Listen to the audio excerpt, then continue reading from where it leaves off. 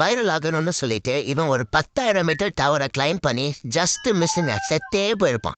டாப்புக்கு reach பண்ணும்போது அவன் செம்ம மாசா ஃபீல் பண்ணிட்டு இருந்தான். ஃபோன் எடுத்து லைவ் ஸ்டார்ட் பண்ணிட்டான்.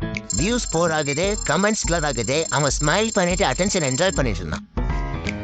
ஆனா திடீர்னு அந்த செகண்ட்ல தண்டர் ரம்பிள் கேட்டுச்சு. அதுவும் பேக்ல ஒரு லவுடான சவுண்டோட.